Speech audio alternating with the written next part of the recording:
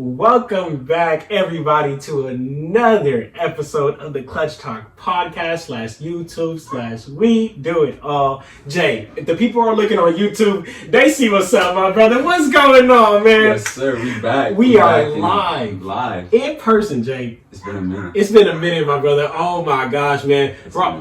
Jay, let's just get this out the way. Us in the Bay Area, we are happy to have you back, bro. I said on the last episode, Canada stole you after your senior year of high school, but we took you back, Jake. My boy, I don't know if it's forever or if it's temporary, but you back for now, and we lit with an episode. How you doing, my brother? Doing great. It's good to be back home, be back in the Bay, as always. Good to see you in person, bro. Record an episode live. It's been a minute, been a long time coming. And as usual, always excited to talk ball with you. Always, Jay. And this right here, this is really, for those of you guys that are listening on podcasts, this is why it's so important to go check us out on YouTube, right? Yeah. That's why you got to go check us out on YouTube. Hit that subscribe button and show us some love, man, because on YouTube, we bring some special content like this. Now we got the live video here, man. Yeah. So it's cracking. And Jay, we got some topics for us to talk about today.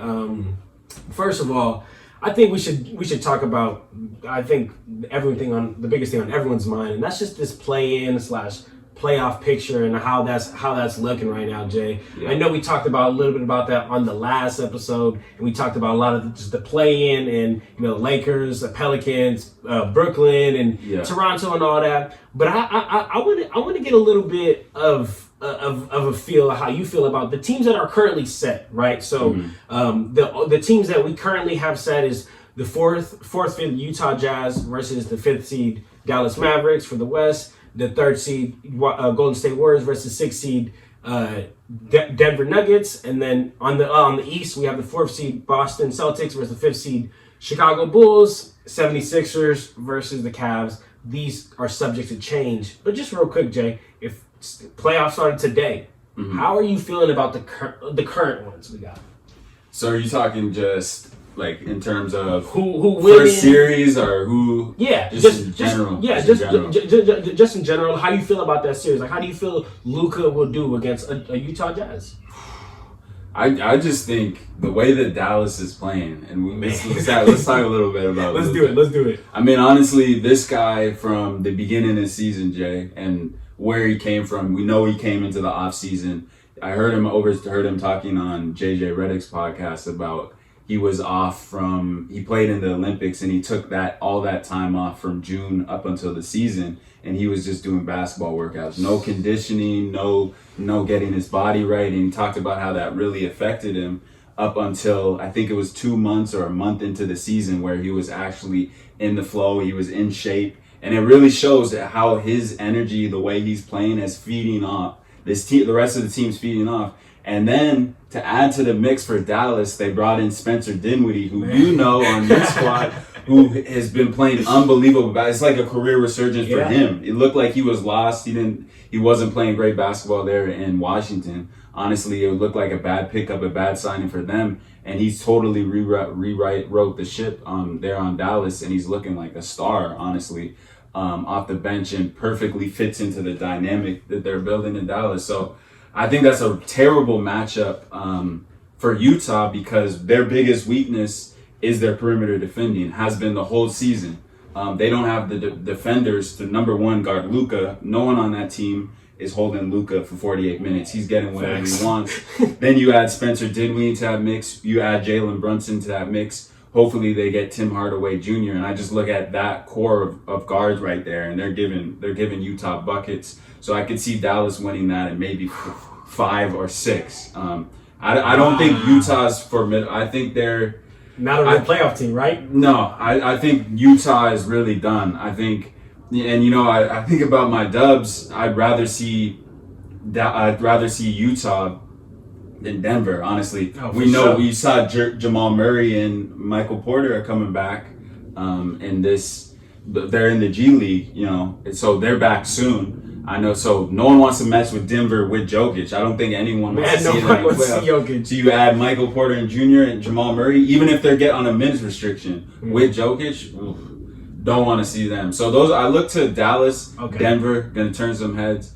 So, but I see them in that first round matchup. But I don't know how you're feeling. That was a No, little honestly, crazy. John, no, I'm feeling excited about Jay, Dallas. Jay, I'm feeling excited about Dallas. You got me excited about Dallas because I'm not gonna lie. Remember, you said a couple before Spencer Dinwiddie came on the team. You mentioned that Dallas Mavericks need to get Bradley Beal. I'm not gonna lie. I wasn't fully on board with that because I just was like, Luka needs a pick and roll partner. But now getting a player like Spencer Dinwiddie out there, that man, can you imagine if you have Bradley Beal out there, 2 elite scorers? So I just real quick want to give you a shout out for that. But what's up? But not even that. I didn't even talk. And the funny part is, Jay, we didn't even talk about their defense. That's the reason they're a top 5 defense, top 3. Jason Kidd's instilled that defense into them. We didn't even talk about that. Right now they have the offense and the defense. No one wants to see them. But anyways, I just had to add that they are a certified solid defensive team now. Certified. So. And then Jay, just real quick, I want to talk to you about Utah real quick because I'm actually right there with you, Jay. Like the way you talking about it, the way you explaining it, I think Utah's gonna have a really hard time against Luka and Spencer Dinwiddie, and that might result them into getting knocked first round. We said this a good amount of episodes ago. You know, we drop in episodes consistently, but yeah, you mentioned actually the Jazz blowing it up if they doesn't work this year. So let's get into that just a little bit. Like, do you think that that's really what they should do? Because they got a good roster. Yeah. They got an extremely good roster in Gobert and Donovan Mitchell and even bringing, vets like Mike Conley on now. Yeah. But if it doesn't work this year, like, what would Jay Hill do? I think you gotta, obviously you got the contract of Rudy Gobert. I know he just signed a big contract, right? And then Donovan Mitchell. You got to see what he wants to do long term. I think you're obviously building around, if you choose way back when, I don't remember the episode when we talked about if it's Rudy Gobert or Donovan Mitchell. I think you're going to go with Donovan Mitchell at this point. Hope so. No, that's regardless. I will say Rudy Gobert is a huge part of what Utah does. Obviously, he's their defensive anchor. But I think he gets played off the floor. Way back when, I can't forget what episode you talked about, Rudy Gobert gets played off the floor in the playoffs defensively and because of his offense and rebounding. His free throwing. He has worked on that. He's shooting the ball better from the free throw line, but I still think that he's a liability sometimes down the stretch. Especially look at a team like Dallas who can play small. You see the Warriors can play small. I see a lot of guards being able to pick him apart when he sags back and they're able to take that 3 and just dissect him. And then you look at a team like Memphis. And I'm just looking at Utah and their deficiencies and then all the strengths of a lot of these teams in the West who have good guards. You look at Phoenix. Chris Paul, Devin Booker, dissecting Rudy Gobert. Yeah. You look at Dallas, Spencer Dinwiddie, Jalen Brunson. Already talked about their core. Warriors, we know they got Steph. We know about them. Memphis, we know they got guards. And then Jamal Murray's coming back for Denver. Even Monte Morris still can put in enough. And the Joker, regardless, I think he's going to win that matchup at the center position. So every team you look at who's in the playoffs right now, and I even see Minnesota, if they're playing, somehow end up just any team is picking on Gobert. I went on a tangent there, but Rudy Gobert is can only affect the game in certain ways, and no disrespect to him. No disrespect, but it's mostly around the rim. You remember when we had Oka on the show and we talked about it was honestly tough. You gave me him as a player for the defensive player, like why he's the best out of, I think it was Draymond. Ben Simmons or something like that. Yeah, Ben Simmons is actually who it was. And honestly, it was hard for me to say he was a better overall defender over both of those guys because on the perimeter, we know he gets torched. Yeah. So, man, so then Jay, so answer me this. Are the Jazz in the purgatory? Because if they're not going to win with their current roster, as we just really kind of broke down, you would get so many pieces back for both Donovan Mitchell and Rudy Gobert. So are they in purgatory then? Are they never going to win? Are they going to stay stuck in first, second round? Yeah, that's the issue. That's the issue with Utah but there's a lot of these franchises, and I can't remember. I think it was Tracy McGrady was talking about on the podcast with, I can't remember. Was it Draymond? Yeah. Was it Knuckleheads? I think it was with Draymond. Oh, the on Dre show? Yeah, the Dre show? Draymond Green show, and he was talking about how a lot of NBA teams, he said real spill, like a lot of NBA teams aren't competing to win a title. They're competing to be kind of a Utah Jazz and Indiana Pacers of the past, just being a team who makes the playoffs That's consistently, crazy. but they don't really care about winning a title. He said there's probably 3 or 4 teams who know each year they're trying to actually win an NBA title. Wow. And I was like, that's crazy. wow. It should be all 30, in my opinion. Yeah, no. And I was like, wow, that's crazy. And but to go with that point and go with that, the reason I'm bringing that up is because I think Utah Jazz are one of those teams who, I don't know if they're really all in on winning a title, because they know if they make the playoffs, they generate that revenue each year and be kind of a team who's going to compete, be a top 4 seed in the West. I think they're more comfortable with that. And that's why I think they might just keep those guys and see what they can do. Ultimately, because they're not really going to get much better, and they're going to have to rebuild. And I legitimately don't think any free agency is going to come to Utah. For that's just the way it is. Unless you're going through the draft, you are not going to get nothing in Utah. Yeah, I'm right there with you, Jay. Yeah, so I'm going to have to tag along with you, Jay. Purgatory. They're in a purgatory because you're not going to win with your current roster. Are you really going to rebuild? You're going to try to you struck gold with Donovan Mitchell. I mean, no one thought he was going to be this good when they drafted him.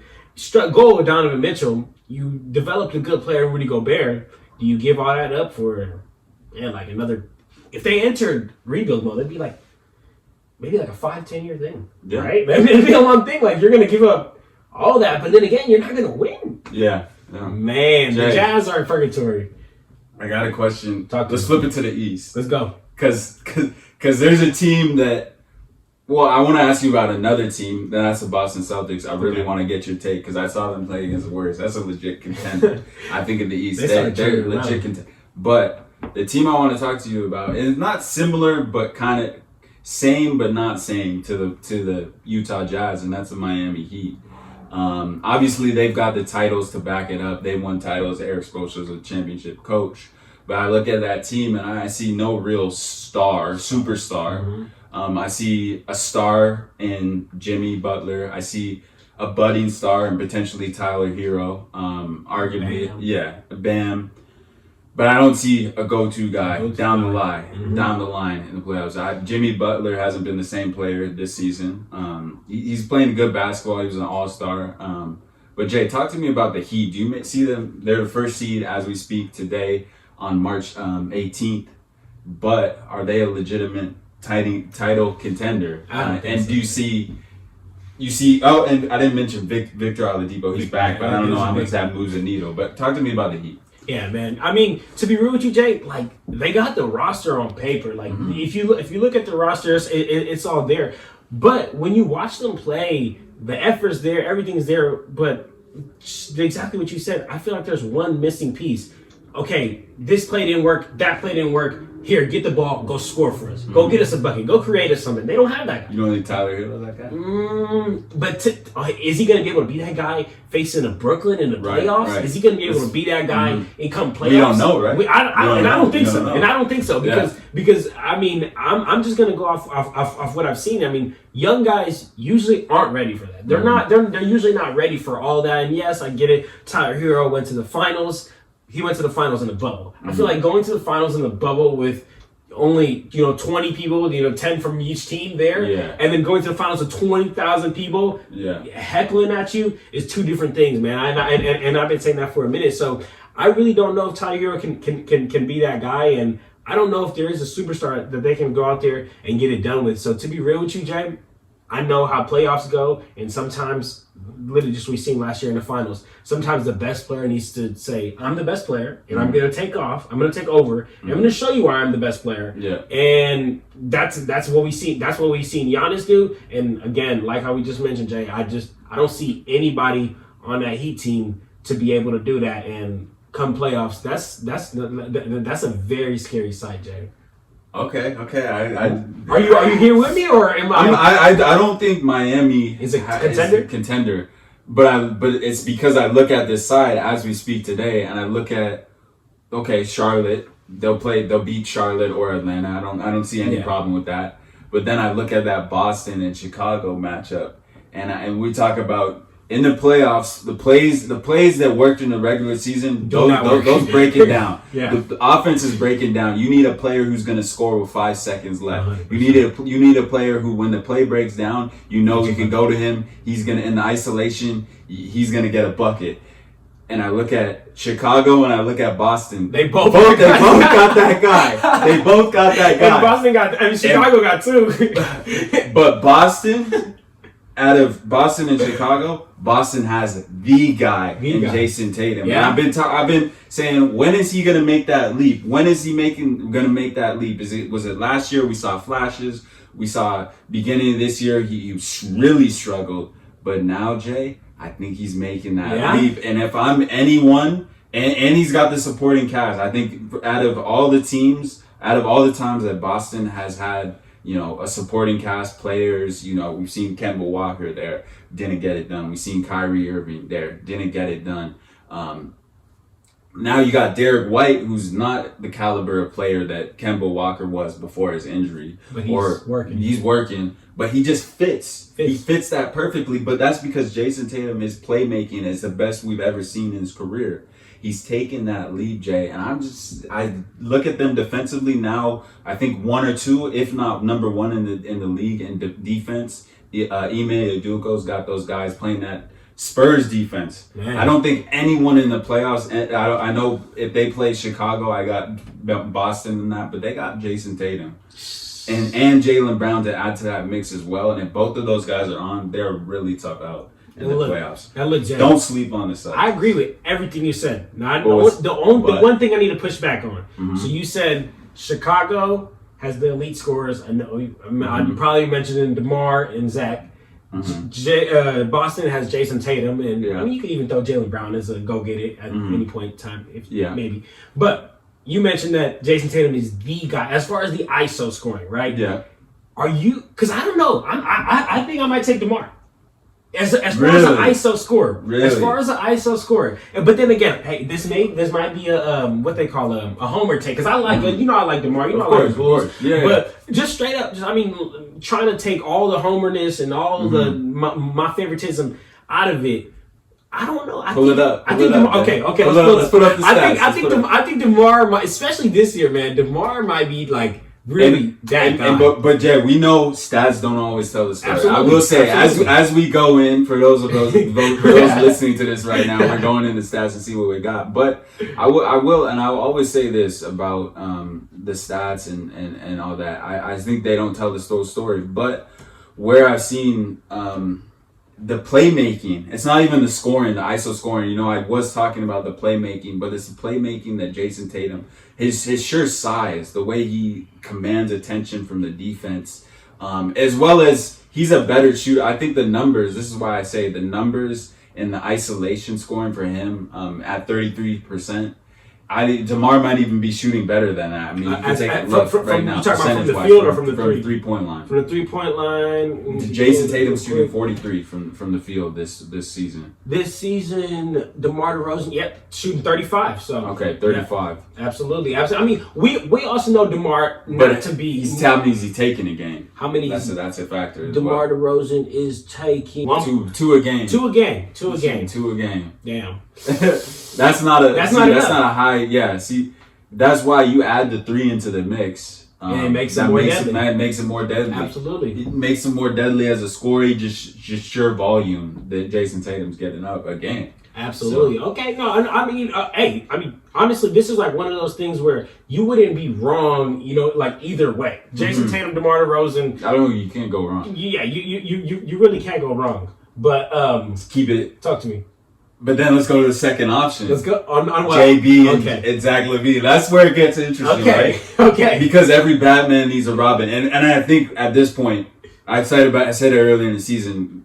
Batman is Jalen. Yeah. Batman is Jason Tatum, and Robin is Jaylen Brown. Yeah, okay. Yeah. You agree with that? Yeah, okay. There was a debate. I'm not gonna lie, it was a legitimate debate at the beginning of the season. 100%. The way Jason Tatum was playing. Yeah. Jason Tatum was playing, and Jason Tatum wasn't. He wasn't playing. So no, but now I think that's kind of washed. Yeah.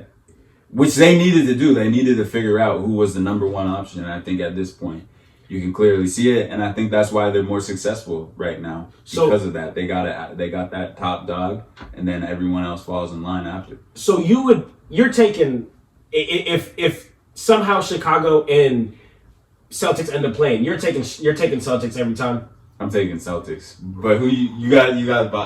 But I'll be honest with you, brother. I'm gonna take the Bulls. I'm gonna take the Bulls now. Now, let me tell you why. Okay. Scoring is gonna be. I just got that same thing, Jay. I got that same thing. I'm over here in my headphones trying to take off this sound, man. All right. Anyway, Jay. So, only reason why I'm going with the Bulls is, I mean, scoring it'll be about a wash. Could we agree? It'll be relatively a wash. I mean, I feel like DeMar and Zach is not they can keep up with Tatum and Brown. Would you agree? Or no? Yeah or no? Yeah, or you would have the Celtics? Yeah. I could see them keeping up. Okay, all right. So look, let me tell you how I'm seeing it. So I'm seeing it with I really genuinely could see DeMar and Zach being able to keep up with Jason Tatum and Jaylen Brown. Mm-hmm. But what I can't see is the Celtics, and they still haven't really took care of the big issue. I can't see him being really keeping up with Vooch's offensive power, man. Really? I can't see him keep up because Robert Williams. Robert Williams is cool, man. But Robert Williams, is he gonna be there? Yes, man. I think he's been playing he's been having a career year. He's been playing great basketball. He's been at the most games. I'm there. The most games of his career. And I think I just love him. And then you add Al Horford into that mix as well. They can switch off and throw different kind of looks at Vucevic. And I think that physicality of those two alone is going to cause some serious problems for Vucevic. And we've seen how him disappear. Yeah, Let's not forget. We've seen him when the going gets tough in the regular season. We're not even talking about playoffs, the heat of the moment in the playoffs. We've seen Vucevic disappear because of physical players. And if he wears down, who's your second option? Tristan Thompson. TT. Come on, man. TT. No disrespect to that dude, but I'm not putting my stock on that guy. And I just think you have basically two solidified centers. And then you add into that rotation Grant Williams as well, who's been playing better. He's a nice versatile utility guy to throw in that mix. And I look at the rest of those guards there. I just think Boston's serious as pertains to going up against the Bulls. The Bulls. Okay. That's meaning that first round, but Jay, look, I ain't mad at you, bro. Like I got the Bulls because I'm a big believer in, and I've been riding with the Bulls all season since the beginning of the season, so I gotta keep rocking, man. But this is gonna be a really good playoff series. Like honestly, I was just looking at this might be the best first round playoff series. Yeah. Of this year. Would you agree? This year? If it went this way, because again, we don't know what the play-in situation is going to look like, right? But I mean, I'm looking at all the matchups right now, Jay. Yeah. I think that might be the best first-round matchup that we currently have set. That could be a solid first-round matchup. But I do... But I don't know if I can say that because look at Brooklyn, Toronto in that first round with Milwaukee. I think Brooklyn and Milwaukee, that would be crazy. Brooklyn and Milwaukee first round. That would be insane. Oh my God, that would be insane. We need to talk about that series. About that series? I mean, I guess we can't really get into it because we don't know. We don't know. And it could be Toronto as well. Let's not sleep on Toronto. Let's not sleep on Toronto, man. Let's not sleep. I've done it before. So then, yeah, that turned out. So then, all right. So we'll definitely talk about Brooklyn. Toronto's rolling right now. Toronto's rolling, but on the West Coast slide, on this West Coast road trip. And they need to win games. I mean, come this play-in, you think that Brooklyn Nets team going down? No Kyrie. I think Toronto has a good chance. Really good chance at home. K freaking D at home, but if it's Cleveland, I got Brooklyn in that game. If Cleveland, because right now they're both 39 and 39. Mm-hmm. Cleveland owes the tiebreaker, and I will say this little asterisk. Wait. You said you got Cleveland. If Cleveland plays Brooklyn? No. I said Brooklyn. Oh, okay. Will beat them. Okay. So, got you. Yeah, but it could be Toronto and Philly in that first round, 3-6. because they're tied right now. Just because Cleveland has one game, It has two games actually over Toronto. They're 2-0 this season against the Raptors. Man, honestly, Jay, that this play-in situation just made the NBA more exciting in my opinion. Really Real quick, actually, because I don't think I ever actually asked you this, Jay, but like, how do you feel about like the play-in? Because like, remember when it first got introduced, like, a lot of people didn't like it, and the people that didn't like it were the teams that had to play in it, and the teams that didn't, like, they loved it. And then the following year, different teams are not playing it. Then different people were hating. I know that funny thing about LeBron came out. LeBron had nothing to say about the play-in in the bubble, but then when he wasn't a play-in the following year, he was tripping about it. Right. But anyway, how do you feel about the play-in? Like, is that something that you feel added value as a fan? Imagine yourself as a player. I mean, you were a player, so how do you feel about that? Well, last year was the official year of the play-in, right? The league had officially the whole year, like outside of the bubble, right? Yeah. And Golden State got bounced last year. They were 8 seed, I believe, in the playoffs. Lost 2 games, didn't make it to playoffs. And how do I feel about the play-in game? I absolutely love it. You love it? I love it, Jay, because here's why. I think year to year, number one, it negates the value of tanking. You have a legitimate chance to make the play-in game, albeit you might not make the playoffs, but still the hope that you can make the playoffs, being a 10 seed, huge. Loves it. Adds more value to regular season games, and the league desperately needed that because you saw a lot more teams in the past tanking.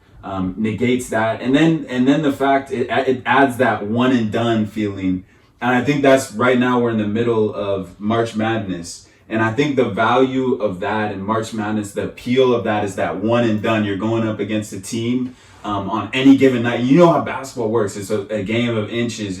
Anything can happen in one game, and having that factor in the NBA is huge. Yeah, I think just having that in a series is huge, because sometimes series get prolonged, right? It takes away from it. But I mean, for non-basketball players, junkies like us, for the regular person, I think having the playing game and seeing a one and done just adds that level of excitement. Like, oh man, like I'm gonna watch this to see what happens, and that's exactly what the NBA created with this playing game. So, long story short, man, I love it. Okay. How do you feel about it? I love it too, Jay. I mean, I just needed to make sure, because I think it makes the NBA 10 times better, because instead of the first 8 teams making, now we got two extra teams. Just like how you said, whether they're gonna make the playoffs or not, at least have a chance, dog. Like, at least have a chance. It gives you a fighting chance, and most of all, around this time, the team, the Pelicans, maybe honestly even the Lakers, and like the teams that are in the Hawks, the teams that are around 9-10 seed. Around this time, I don't think they really care. You know what I'm saying? Like, they'd more like LeBron would already be sitting and all this, but like now everyone's trying to make that push. So I'm right there with you, Jay. It just makes it a lot more fun. Just a lot more impressive, Jay. But it really does. But all right, Jay. So then, you have anything else you want to talk about with the playoff and play-in, Jay? Really, man. I think just in terms of, we're really gonna see a lot in the next week of the seeds kind of bouncing around, because you look at it, the East, the 4-5 seeds so close. You look at the 4-3, even from 2 to around 5. With 2 to maybe 6 in the West, from Memphis all the way up to Denver. Those teams are so close. Maybe we'll take Denver out of that. But besides that, the Memphis, Warriors, Golden State, Utah, and Dallas are also so close. So it's going to be a little musical chairs. We really don't know, like talking right now, what these teams are going to end up. But I think we got a good grasp of how each team's playing right now. So that's really, we got it. This last week's, Jay, are going to be intense, man. That's going to be great basketball. It's going to be great basketball. And for the fans, y'all know me and Jay going to be here covering it all, man. But, all right, Jay. So then let's switch topics, switch subjects real quick. And, we talk about the play-in. And now let's talk about something that a lot of you have also been talking about on their pods and all of that. And that's the MVP ladder, Jay. Right now, it's literally looking like musical chairs with Jokic and Embiid. Yeah. I'm gonna list you the current right now, as of today, of March 18th. the current top 5. All right, you let me know if it's in order or if it needs to be rearranged. Okay. So we have Jokic. Mm-hmm. Second, we have Joel Embiid. Third, we have Giannis Antetokounmpo. Fourth, we have Ja Morant. Wow, all right. Fifth, we have Luka Doncic. Jay, what needs to be rearranged, if anything? Man, I really don't think. I think number 1, you said Jokic, right? Yeah, number 1 is Jokic. Yeah. Okay, I agree with that. I think Jokic, especially after that last game. Absolutely. Joker, love it. Number 1, completely deserves it. Deserves it. Deserves it. Absolutely deserves it. Joel Embiid, tied for 2. I'm not really feeling that right now. I think. What? I just think. Talk to me. I just think Philly has not been playing great right now. We've seen him on a bit of a slide. I've seen what Joel Embiid did against the Joker. Well, he did play good. I will say that. He still lost. Yeah. He still lost at home. He's now got a household name in James Harden. We can't negate that fact. Mm-hmm. That goes into the factor. Best believe that. He knew that when he took him on. But, I mean, he puts up the stats, but is he really winning? Has he won recently with the squad he's got? No. That's the simple facts. Giannis, he's been doing good. I think if we're just talking about it from a voter standpoint, which sometimes you can believe that it's kind of awkward because we got people who really, the media wants to see other people win it. You know, if you've won it twice, it's almost a negative, like voter fatigue or something. It's voter fatigue, right? And that's exactly what's going to happen with Giannis. So I can't see him winning again. And then you got 2 very interesting players to round out the top 5 in the rankings right now in NBA, which is Ja Morant and Luka. That's crazy. And I think Luka should be a little higher. If anything, if we're doing today currently, I would say Luka should be top 3. Then ahead of Joel Embiid. If we're talking right now today of what he's done, the basketball that Luka's been on, the tear he's been on, he should be up there. And I would even throw potentially Jason Tatum ahead of Ja Morant because you're probably shocked by that statement. I thought you were saying shocked by that statement. I thought you were saying ahead of Joel though. But here's why. No, I'm not gonna diss him that much. But I throw Jason Tatum in there because number 1, the basketball they've been playing through a stretch, and then I heard what Junior was saying on the pod. You had him on too. The fact that Memphis has been so good without Ja Morant. Unfortunately, they're not a better team. We've always said this countless times on this show. Not a better team without Ja.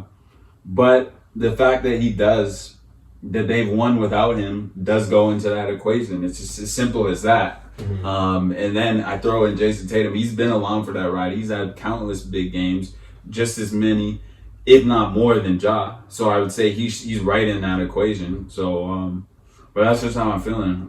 What's your take on Joel? I mean, my take on Joel. I mean, you know what's up, brother. I think he's the MVP this year. The way he's been playing has just been absolutely ridiculous, and I don't want to take anything away from Jokic because Jokic has also been playing absolutely ridiculous. But I don't know. Like, I'm watching these games, and I'm in real life seeing a 7-footer average 30 points, get to the foul line about 11 times a game. And I used to be one of those people that's like, but you're getting to the foul line. But it's like, okay, well, that's part of the game. So I'm playing the game. You know what I'm saying? If you want to win, do what you need to do to play the game, right? So, and that's what he's doing. He's using his big body. And the crazy thing is that I don't think Joel Embiid just like down there just muscling everybody. Like, he knows what he's doing. His footwork is crazy down there. He has I'm not going to compare his passing to Jokic because we know Jokic is different, but right. I just want to say, like, the amount of double teams that Joel Embiid is attracting, because he is a mismatch ultimately every single time, and whoever's guarding him down low, the double teams that come, he's always finding the right players, making the right pass. I've never seen a 7-footer that can step back from the 3, to be honest. Like this consistently, I've just never seen that. You know that for the past couple of years, I think Joel Embiid has his play has earned it, but his ability, his availability. That's what I was looking for. His availability disqualified him, in my opinion. Right? He's been balling out these last couple of years, But Jay, what's up? Jay, I hear all that. I hear Joel Embiid transcendent talent. Like there's never. I mean, we've never really seen a big like him. Maybe Cat, but I'd say Joel Embiid's better than him right now. Me too. But here's where I kind of stray from why he's the MVP this season. Number one, the Joker's been without his guys for the whole season, pretty much. Michael Porter Jr. played a few games at the beginning of the season, then got injured. Jamal Murray, who's arguably was their first option at times throughout the playoffs the regular season before he got injured, in the bubble as well, been out the whole season, Jay. And he's still done all this despite that and held them as right now a 6th seed who could potentially slide into a 5th or 4th seed, maybe not. I mean, 3 games is a lot at this point in the regular season, but I still think that's incredible what he's done. His playmaking is ahead of Joel Embiid, and I think the added fact that he brought in James Harden, he knew what he was doing. It does take that will be looked at, and for me, it hurts his chances. I think he's had a better supporting cast than the Joker's had in Denver, and I think that factors in for me personally. Having Tyrese Maxey, who's an absolute stud in my opinion, Tobias Harris, who gets paid like a superstar or star, but plays like he's but he's not. Yeah, he's not that player that he gets paid with. But we've seen a lot of players that overpaid. But I think the supporting cast, all of that, the factors, the numbers he's been putting up all season, all goes in the equation for why I think that Joker's a solidified number 1 right now. I'm Team Joker. Team Joker Jay. Team Joker Jay. I mean, look, it's like how I said earlier. It's really like not a bad choice. It's you can't really go wrong with both. I really just want Joel Embiid to be above his MVP, to be honest, Jay. Like he's been balling out. This is also this is also his a year that he's actually playing. You know what I'm saying? He's not going down every other game. So it definitely would be good to see that. And I mean, this is the first time that we've seen a center, a big man of the league, lead the league in scoring. I mean, I don't want to mislead people. Giannis right now is averaging 29.8 points, and Joel Embiid is averaging 29.9 points. So it's not nothing ridiculous, but I mean, it still is impressive. So that's who I would have for my MVP, and then I would right there have second in Joel Embiid. I'm sorry, in Jokic. Jokic would have third, definitely right there in Giannis.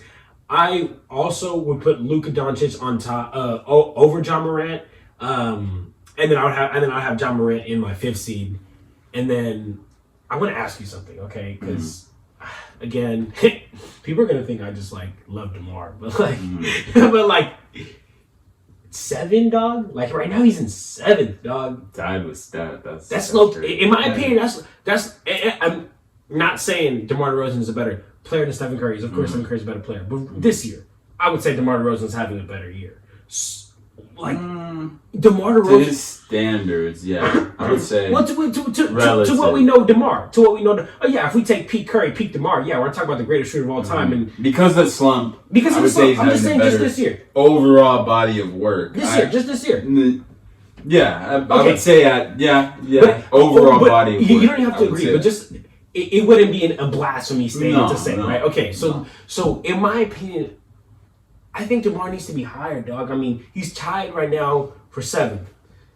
In my opinion, you have him ahead of Tatum. I have him ahead of Tatum. I definitely have him ahead of Tatum. Bro, come on. This I don't know, Jack. This is the first time this Bulls team is running it, bro. First time. This is their first time they're running it through the new roster, new guys, and they're working. They are, again, I understand the defense is lagging, but the offense is just unlimited. They look good out there. I don't know if I can tell you that the Bulls would be sitting. Okay, right now they're sitting in the 5th seed, but what's their record against top 4 seeds in the West and East? Not good. I'm pretty sure like 0 and like 5 or something like that, right? Okay. But that's where I add into that factor. The Boston Celtics have beaten teams. They were on a stretch where they're playing teams without a lot of players and injuries. I will add that to the mix. But saw what they did against Golden State. We saw them put together some wins before that, Jay. I just find it hard to believe Boston, as of late, all of that has to do really with Jason Tatum and his play. And that for you earns him a spot in the top 5? No, absolutely. I mean, it has to be a factor right now. I think DeMar definitely is top 6, but I could even see him ahead of Ja. But I wouldn't say he's ahead of Jason Tatum for me. Absolutely. No, I mean, I feel it, Jay. I feel it. Ain't nothing else to be said. I feel it, bro. All right, Jay. So, I mean, MVP ladder. Any last thoughts, last things, and last, I guess, statements? Anything you want to say, Jay, or forever hold your peace? Joker's MVP. That's all I gotta say. That's all you gotta say, brother. All right, deserving. He is a deserving guy. All right, Jay. All right. So, look, Jay, we covered some topics. Right? We covered a lot of topics. We were just really just spitting, just chopping it up. You know what I'm saying? For this live episode, man. And again, dog, if you are listening on the podcast, you gotta come check us out on YouTube, because we can bring we bring content like this. And for those of you guys that are on YouTube, you guys will see while me and Jay are talking about the play-in picture, you guys will see all that right there on your screen. You know, you really get to see us in person, man. But anyway, Jay, I'm happy to have you back, bro, in the Bay. Good to be back, bro. Whether it's temporary or forever, I'm happy to see you, my brother. And but you got any last words you want to say before we sign off here? Expect us coming live. A lot more, man. Definitely try to do one before I get out of here, though. Another one, but yeah, mess with us on YouTube, Instagram, Twitter, wherever you get your podcasts at, man. Yes, and on the Spotify, on Apple, on wherever you get your podcast, give us a rating to say what's up. Give us 5 stars. Let us know we're good. So and tell your friend. Tell us about the podcast if you like us, you like our content and everything. Let people know, man. We really appreciate the support as always, and we're gonna keep coming because we love doing this. At the end of the day, this is why when Jay asked me to come on the show, man, I always tell you this, bro. It's because we love ball and we just love doing this. We love talking about it. So give us some support, man. Man, Jay, I ain't even got nothing else to say, man. Give us some support. But that's it. We out of here, y'all. Let's talk out.